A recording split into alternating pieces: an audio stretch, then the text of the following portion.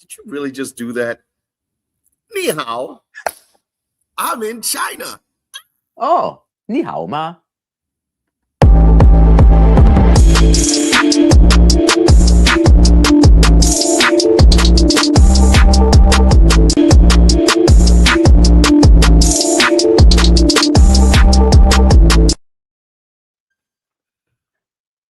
Well, it is 12:30 in the middle of the night where I am. I am on the other side of the world. I am in China. Hello, everyone, and welcome to Great Convos. This is called dedication. To be doing this at this time in the middle of the night.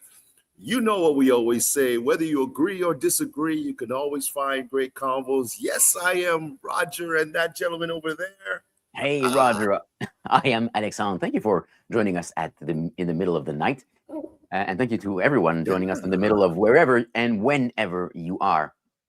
Roger, I really want you to listen to this. Watch and listen. And then there's no introduction I can give.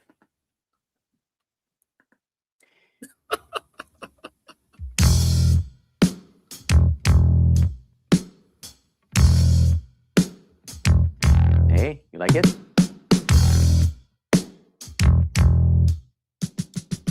This is different.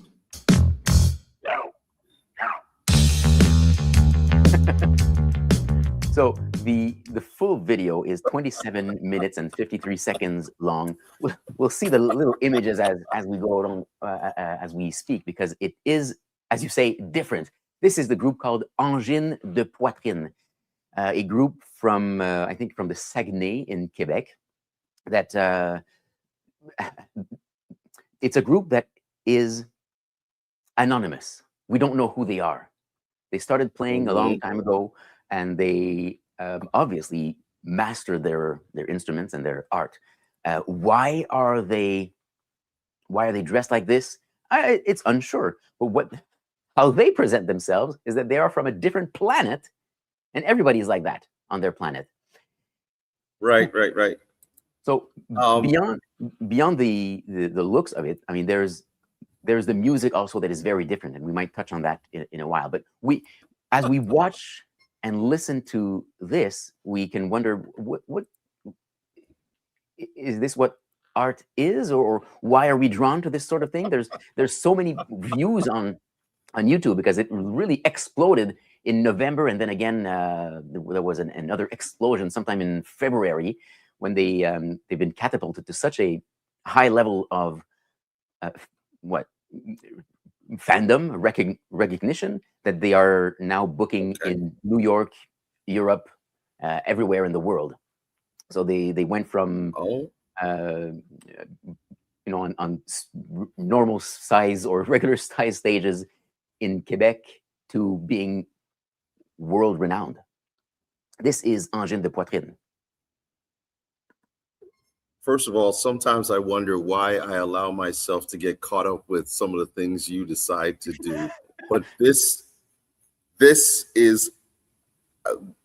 makes me curious. Mm-hmm. I'll say that. And you know what? It's funny because I'm here in China, and I shout out to the group here from Fohao Pharmaceuticals Group, who invited me, along with Mike, who you just met beforehand, who was a part of bringing us a group over here to talk business and stuff. But it's been a lot of fun being here. But again, I've seen things that we're not used to where we are in North America. Right. And sometimes when we talk about art and the fact that it's subjective, sometimes we may look at something that is done that looks like it's crazy, it's out of this world, so to speak, and yet from their perspective, it's normal. Or at least from this group, what I can say is either they're trying to be very unique in how they project themselves, or they are trying to do something to maybe start a new trend. Maybe, or like When I listened to this the first time, first of all, of course, there's the initial shock, the visual shock. What, this is weird with the polka dots and the black and white and the big masks. Why are they dressed like that? Is it necessary for us to really appreciate the art, the music? I mean, we could appreciate the music without having, oh my God, without having the polka dots, could we? We could. However, would I have known about it? Would I have known about it if they were not like this? And this is why I'm saying this, Alex, is that sometimes this is how trends start or how you become very famous. And it doesn't just, it's not just in music. I mean, we've seen people who have changed the trajectory in music. Right off the bat, I'm thinking Prince and how he was for many years. But there are so many different people who have done things differently to try to stand out when it came to music. But music is not the only place. As you were telling me earlier, there is in the art world as well. Yeah, in visual arts or either painting or what do you call it? 3D art, the visual art. Yeah, there are some great examples, including things that were so controversial that it also revolutionized the art world. There's one called. Let me show you an image. Let me just show you the image and then I'll talk about it. Let me know what you think this is. What is that? It's a urinal. What? It's a men's urinal from 1917. An artist called, he's a Franco-American artist whose name escapes me now, Marcel Duchamp, maybe. And he took this urinal from 1917. He flipped it. If you see how you would normally use this, it would be 90 degrees that way. He wrote R. Mutt on it and the date 1917 and called it art. So, and this was like the one big moment in the art world where the big question was, that's not art. You can't just take an object off the street or wherever and just put your name on it and decide it's art. But maybe you can. I mean, that sparked a movement in modern art, and other artists since then have used everyday objects to create art. I mean, before that, it wasn't even thought. You couldn't even think of just taking an object and making art out of it. You had to create something completely new. Paint to canvas. And that's where I was going, because even when we talk about abstract art, and thank you to our loyal listeners. I didn't get a chance to say hello to you, but thank you for joining us and getting involved in the conversation. You remember when abstract art came out, and I'm a huge fan of abstract art, but when it first came out, you thought, well, this isn't the regular way to do it. And again, Alex, this goes back to what I say when, in order for things to change, in order for trends to start, in order for us to look at something differently, someone has to start it. Someone has to do something that is completely out of the norm. And yes, there are times when it could be taken negatively, but there are also times when we look at it and we go, that's strange. Yeah. And then all of a sudden it becomes the norm. Clothing is another one. You know, when we look at the way someone would dress, you would say, oh my God, how the heck did they wear bell bottoms and platform shoes in the 70s? And then it became a trend to the point where even now, sometimes you will see the bell bottoms still being worn. Yeah. So it goes with the fact that at the end of the day, art is subjective. And no matter how you may see it, or what side of the world you're on, wherever you may be, it may look strange to you, but then somehow, some way, it could easily be changed into something that becomes a huge trend. Yeah. Now, look at this. We've got a perfect transition here. McKinley, who says, that's not art to me, talking about the urinal flipped 90 degrees. Yep. My opinion only. Yep. And look, is it art? I mean, that was the big, the general tendency, I think, especially in the art world, but maybe in the general public as well. That's not art. You can't just put your name on it and decide. However, it does bring the conversation as we're having right now. Why not? Why not? I mean, when does, we can ask McKinley, what would it take for that to become art? Would you have to put a chisel to it and write something differently, or make a different shaped object out of that urinal, and then it would be art for you? I don't know. So someone thought it was art enough to be put in a gallery, I think in New York, and then that artist actually made other replicas, or allowed other artists to make replicas and certified it. Yes, this is how like how like this one blows my mind. How does that become a? Maybe not as much as what Suzanne mentions here. Suzanne mentions the banana taped to the wall. Yeah, of course. This is a work of, quote, art. And I'm being judgmental by putting it in quotes, eh? So art created by Mauricio something. Here, I've got an image for you. There it is. Maurizio Catalan, an Italian artist who purchased bananas at a small market in New York. And then he taped it with duct tape to a wall, exactly 1.6 meters from the floor, by the way. And this is art. And it was purchased. And how much? Yeah, I want to know how much it was sold for. That's what I would love to know right now. Different editions were made. Some were sold for just over $100,000.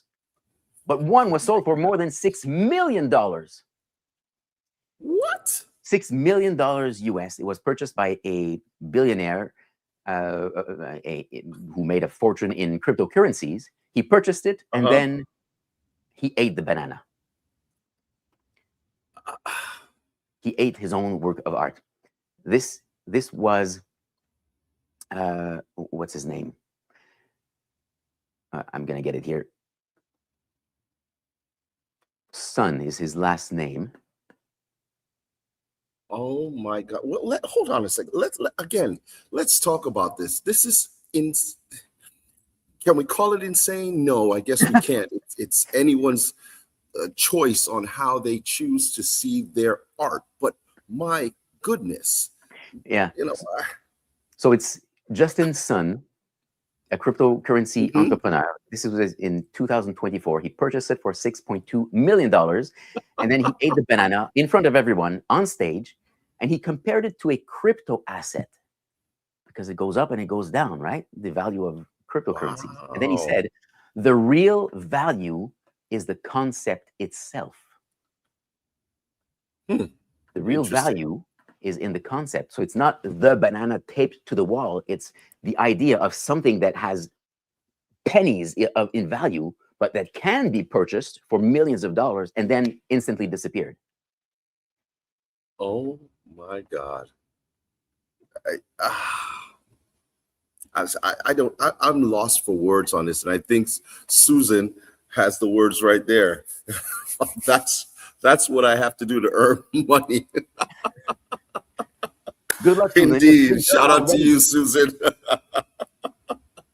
That's Susan, crazy. you can try this, but if it's been done already, it's not revolutionary. You would have to find something else.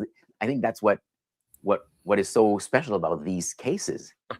Like if now another musical group tries to do microtonal funk rock with funky costumes, they will just be looked at as copycats, and they won't be seen as original. You'll have to wait another generation before you see something similar pop up, probably. Well, I mean, this is how it is, right? You could be, maybe you are the originator, but there will always be those who will try to duplicate it, and that is a form of flattery. If that happens, that somebody decides to think that, hey, you know what, I like what they did, I think I'm going to try it and maybe up the ante on it. and see if I can add a little bit more to it, right? So Yeah. it happens. It happens. I mean, this is, wow. I don't even know what to say about that. And Thank you, Arthur. Arthur, you the same. Yeah, Arthur, who says, I'm speechless here too, LOL. Yeah, and perhaps that's part of the point. Like maybe the point of great art, or at least art that is out of the ordinary, the point is not to understand it. The point is to make you feel something. And you don't need to go into really controversial or strange or out of this world art to understand the value of art, how it makes you feel. Roger, today you gave yourself the nickname the Feel Guy. Is there great art, whether it's visual or music, that you look or listen to and you just feel something? Sure. And I think that's what it comes down to. Again, I'm repeating myself, but the reality is that we may look at something and think it's absolutely ridiculous, but that person feels it in their own senses. And it's the same thing with music. It's the same thing with how you dress. It's the same thing with the things you may want to do, right? It's a feeling. And at the end of the day, if you feel good doing it, wearing it, listening to it, it's subjective. And we don't even need to go into these what some people might call weird examples to have that sort of feeling. I've got in my kitchen, I have a painting from I think it's from a local artist. The title is Guess Where? And it's a little abstract, but you see that it's a skyline. You see a city in front of the water and boats and a nice sun in the back. And it's titled Guess Where? And I think it's a beautiful title because when I saw it, I thought of Marseille. I had been to Marseille in the south of France just a few months prior to that. I thought this reminds me of that. But it could be anywhere in the world. It might be Toronto by Lake Ontario. I don't know, but that's part of the attractivity of this particular art piece. There's that mystery. Listen, Alex, I'll even go into photography. I've seen some like phenomenal photographs that would be taken, and you wonder how was this taken in such a beautiful way, but yet it's so strange, right? We've seen photographers who will see something and it to them is a work of art. To get this picture, whatever it may be, I don't have something in my mind right now, but I'm just saying we're showing that across the board. Sometimes it's just the craziest thing that could become the most expensive, lavish piece of artwork or that's ever been done. Yeah, I think you're touching on something interesting here, Roger. Sometimes a work of art needs a lot of time and effort, but all the time it needs to be something different that nobody else either thought of or can accomplish. A banana taped to a wall and put into a big international art gallery. It's yeah, you can criticize it all you want, but it was something new, and how it was done also. And as Susan came back and said this here, storytelling. There's a story behind that oeuvre, that work of art. Because this banana duct taped to a wall, it comes with special instructions of how to place it in your home or your office, and how to take care of it and how to replace it sometimes. Look, at the end of the day, Alex, it becomes a talking piece, doesn't it? That's right. Isn't that what it all comes down to? Here we are spending 20, 25 minutes talking about these eccentric artists, paintings, pictures, toilet bowls. Yeah. And it is an opportunity and a conversation piece. yes. Right? Good or bad. And this is good or bad. Yeah, you're right. Now, if I come back to Angine de Poitrine, let's see them right here also. We could scroll through the YouTube comments. This video has been seen how many times? Let's see. There's 6 million times by, so it was put online on February 5, and it's been seen 6 million times. And I think it's just a shock value, though. I think it's a shock value. When you see something like this, you're drawn in to say, what is this? Agreed. However, you know how you just said there's the conversation, good or bad. Now, here's what's special about this particular group. I can't see any bad comments. And I spent 27 minutes and 53 seconds watching the whole show. I don't do this on YouTube. I've never watched a music show on screen for 27 minutes. It's usually not interesting, but because of the phenomenon and because of the sound of that music, it just drew me in. Combined with the reading of the comments. Let me give you some examples. Okay. I'm a big fan of whatever is wrong with these two. And what else? If these two don't play at my funeral, I ain't going. Or this is the first thing that makes sense in 2026. And another, just one last. I mean, I could go on for an hour. I'll watch it again yesterday. It's crazy how they can sound exactly like they look. So it's all super positive. And there are some. Well, come on, hold on, Alex, hold on. There's not all positive. I mean, some of it is being sarcastic too, right? So you don't know if that's just to kind of get the focus on it, because I don't know. I'm still stuck on this. Like, how? Now, are they musically? When it comes to their actual music, does it sound good? Oh yeah, yeah. You know? I mean, it might not be your cup of tea, and that I can understand that. There's some types of music that I don't particularly enjoy, but I can recognize the talent.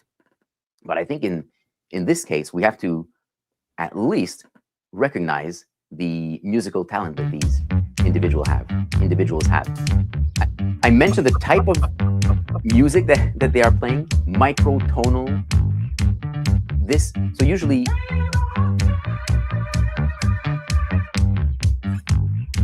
I'll have to put it on pause.